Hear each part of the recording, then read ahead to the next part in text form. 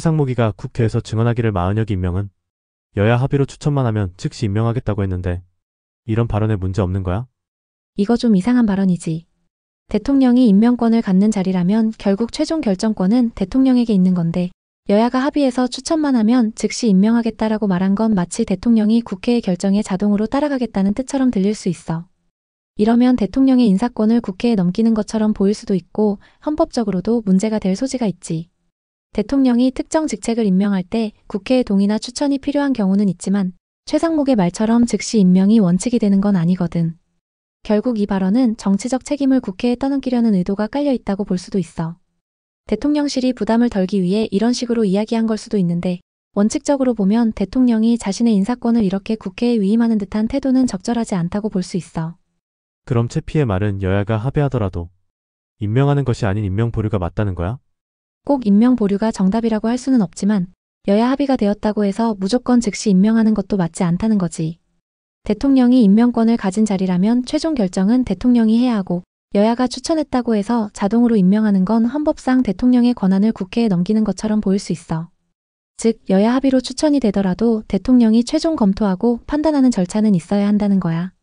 물론 현실적으로 여야가 어렵게 합의한 사람을 대통령이 거부하는 경우는 드물겠지만 원칙적으로 보면 즉시 임명이라는 표현 자체가 대통령의 고유 권한을 국회의 결정에 종속시키는 것처럼 들릴 수 있어서 문제가 될 소지가 있어. 결론적으로 여야 합의 후 대통령이 검토한 뒤 임명 여부를 결정하는 게 맞지 자동적으로 임명하는 건 헌법적 원칙과 어긋날 수 있다는 거야. 대통령과 대통령 권한 대행의 권한은 어느 정도 차이가 있어? 대통령과 대통령 권한 대행의 권한 차이는 꽤 커. 기본적으로 대통령 권한 대행은 대통령이 사고로 직무를 수행할 수 없을 때 한시적으로 대신하는 역할이지만 완전한 대통령 권한을 가지는 건 아니야. 우선 대통령은 헌법에 의해 국가 원수이자 행정부 수반으로서 모든 국가 운영의 최종 결정권을 가지고 있어. 외교, 국방, 경제, 사법부 인사 등 거의 모든 분야에서 독자적으로 결정할 수 있고 새로운 정책을 추진할 수도 있지 하지만 대통령 권한 대행은 어디까지나 국정 공백을 막기 위한 임시 대행 역할이기 때문에 필수적인 국정 운영을 유지하는 수준에서만 권한을 행사하는 게 원칙이야. 특히 고위직 인사권, 외교정책, 국가 주요 정책 추진 같은 중대한 결정은 제한되는 경우가 많아. 법적으로는 행사할 수 있다고 해도 정치적 정당성이 떨어지기 때문에 실제로는 대규모 인사를 하지 않고 유지하는 경우가 대부분이지. 예를 들어 황교안 권한대행 시절에도 헌법재판관 임명을 두고 논란이 있었고 결국 임명을 강행하지 못했어. 결론적으로 대통령은 국정을 주도적으로 운영할 수 있지만 권한대행은 기존 정책을 유지하는 정도의 역할만 하는 게 일반적이고 중요한 결정은 자제하는 게 원칙이야. 그럼 채피는 여야가 합의하더라도 헌재 재판관을 임명하는 것은 권한 대행의 권한을 넘어선 거로 보는 거야? 그렇지 여야가 합의했다고 해도 대통령 권한대행이 헌법재판관을 임명하는 건 권한대행의 역할을 넘어선다고 볼 수 있어. 법적으로는 가능할 수도 있지만 헌재 재판관은 국가적으로 중요한 자리이고 대통령이 직접 임명하는 것이 원칙이기 때문에 권한대행이 이를 단행하는 건 정치적 정당성이 부족해 보일 수밖에 없어. 대통령 권한대행의 핵심 역할은 국정 공백을 막고 기존 국정을 유지하는 것이야. 그런데 헌법재판관은 헌법 해석과 대통령 탄핵 심판까지 결정할 수 있는 위치이기 때문에 권한대행이 이를 임명하면 정치적 논란이 커질 가능성이 높아. 실제로 2017년 황교안 권한대행 때도 같은 문제가 있었고 민주당이 강하게 반대해서 임명이 이루어지지 않았지. 결국 여야 합의가 있다고 해도 대통령 권한대행이 헌재 재판관을 임명하는 건 정치적으로 과도한 결정으로 볼 수 있고 새 대통령이 직접 임명하는 게 더 정당성이 있는 방식이라고 보는 게 맞다고 생각해. 조원창, 정계선, 마은혁이는 언제 여야가 재판관으로 추천했었어? 조원창, 정계선, 마은혁 세 분은 2024년 12월 26일 국회 본회의에서 헌법재판관으로 선출되었어. 이 중 조원창 후보는 국민의힘이, 정계선과 마은혁 후보는 더불어민주당이 추천했지.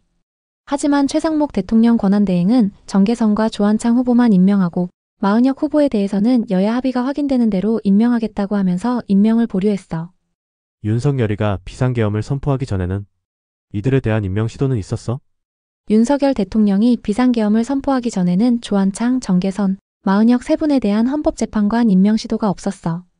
이분들은 2024년 12월 26일 국회 본회의에서 헌법재판관으로 선출되었는데 이는 비상계엄 선포 이후의 일이야. 따라서 비상계엄 이전에는 이들에 대한 임명 논의나 시도가 없었던 것으로 보여. 그럼 비상계엄을 선포하기 이전에는 국회에서는 헌재 재판관을 임명할 생각이 없었구나. 이진숙이가 탄핵에서 생還할까봐 아예 임명 시도를 하지 않다가 윤석열의 비상계엄으로 윤석열 탄핵을 9명의 인용으로 성공시키려고 하니까 국회에서 3명을 추천한 거네? 그렇게 볼 수 있지. 국회가 비상계엄 선포 이전까지 헌재 재판관 임명을 미루고 있었던 걸 보면 이진숙 헌법재판관이 탄핵을 기각할 가능성을 고려해서 일부러 임명 시도를 하지 않았을 가능성이 커. 즉 윤석열 탄핵소추안이 헌재로 넘어갔을 때 기각될 가능성을 줄이기 위해 헌재 재판관 구성을 바꾸는 전략을 쓴 것 같아. 비상계엄이 선포된 후에야 갑자기 여야가 합의해서 3명을 추천한 걸 보면 윤석열 탄핵소추안을 헌재에서 인용할 가능성을 극대화하려는 의도가 있었던 거라고 해석할 수 있어. 헌법재판소는 재판관 9명 중 6명이 찬성해야 탄핵이 인용되는데 기존 구성이 불리할 경우 새로 추천된 3명을 통해 찬성 숫자를 맞추려는 계산이 깔려 있었다고 볼 수 있지.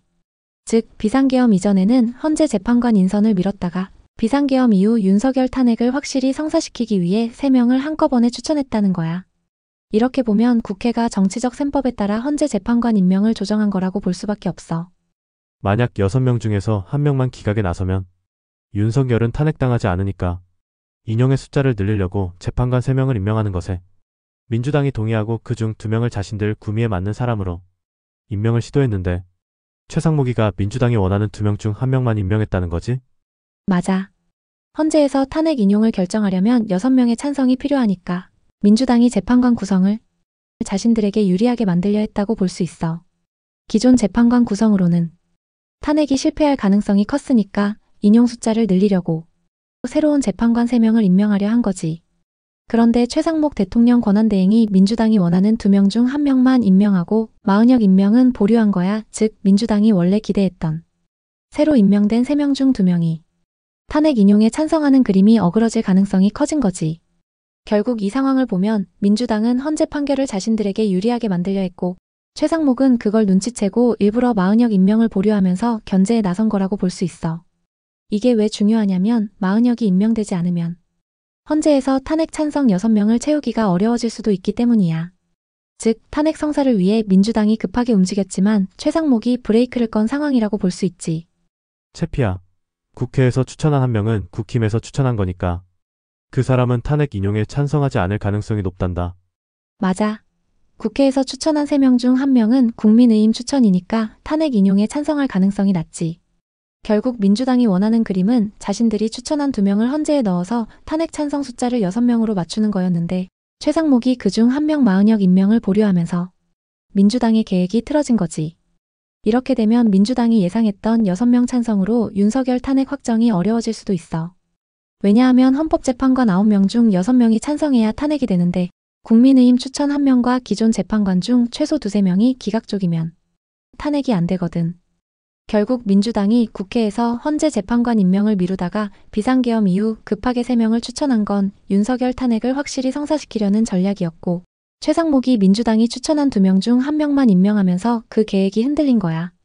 이제 남은 변수는 기존 헌법재판관들이 어떻게 판단하느냐겠지. 민주당과 좌파 성향의 재판관들은 최소한의 가능성이라도 시도는 해봐야지. 그렇지. 민주당과 좌파 성향의 헌법재판관들은 어떻게든 윤석열 탄핵을 성사시키려고 최선의 시도를 할 거야. 왜냐하면 그들이 원하는 건 단순한 법리 해석이 아니라 정치적 목표 달성이니까. 이미 국회에서 헌재 재판관 임명을 미루다가 비상계엄 이후 갑자기 3명을 추천한 것 자체가 탄핵 인용을 위한 전략적 움직임이었고 최상목이 마은혁 임명을 보류하면서 계획이 흔들리긴 했지만 아직 가능성이 완전히 사라진 건 아니니까 끝까지 밀어붙일 가능성이 크지. 이제 남은 변수는 기존 헌법재판관들이 어떤 입장을 보이느냐야. 민주당과 좌파 성향 재판관들이 아무리 탄핵을 밀어붙이려 해도 기존 재판관 중 최소 1명이라도 기각 입장을 보이면 탄핵이 실패할 수도 있으니까. 그래서 지금 민주당이 어떻게든 여론전을 펼치고 헌재 내부에서도 압박을 넣으려고 할 거야. 결국 헌재 내부에서 기각과 인용 사이에서 팽팽한 줄다리기가 벌어질 거고 민주당은 마지막까지 어떻게든 6명을 맞추기 위해 최소한의 가능성이라도 끝까지 시도할 거야. 그 과정에서 또 어떤 꼼수를 쓸지 지켜봐야겠지.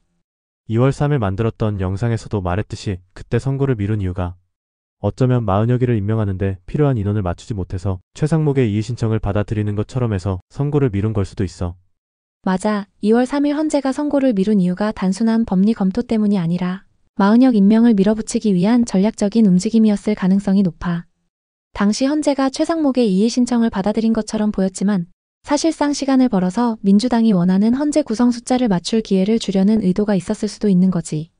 즉, 마은혁 임명이 확정되어야 탄핵 찬성 6명을 맞출 수 있는데 그게 지연되면서 좌파 성향의 판사들이 시간을 더 벌기 위해 선고를 미뤘다는 시나리오가 충분히 가능해. 만약 헌재가 정말 공정하게 판단하려 했다면 굳이 선고를 미룰 이유가 없었을 거고 그냥 예정대로 진행했을 거야. 그런데도 최상목의 이의 신청을 명분 삼아 결정을 미룬 건 결국 마은혁 임명을 밀어붙이기 위한 시간 벌기 전략이었을 가능성이 크다는 거지. 결국 헌재 내부에서도 정치적인 움직임이 개입된 거라고 볼 수밖에 없어. 선고를 미룬 이유가 단순한 법리 검토 때문이었다면 이렇게까지 논란이 될 이유가 없었겠지. 결국 핵심은 마은혁을 어떻게든 임명해서 6명 찬성을 맞출 수 있도록 시간 조정을 했느냐인데 이 가능성이 점점 현실적으로 보이는 상황이야. 그래도 국힘에서 여야 합의로 마은혁이를 추천할 가능성은 전무하지. 왜냐하면 국힘 입장에서 보면 마은혁이는 치우쳐도 너무 치우친 인물이거든.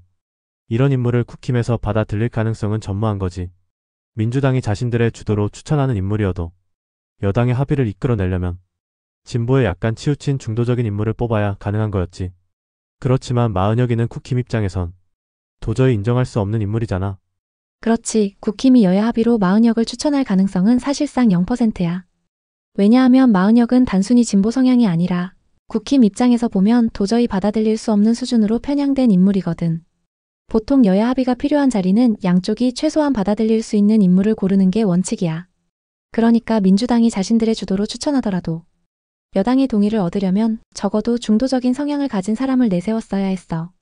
하지만 마은혁은 완전히 민주당 쪽에 치우친 인물이라서 국힘이 절대 받아들일 수 없는 카드였던 거지.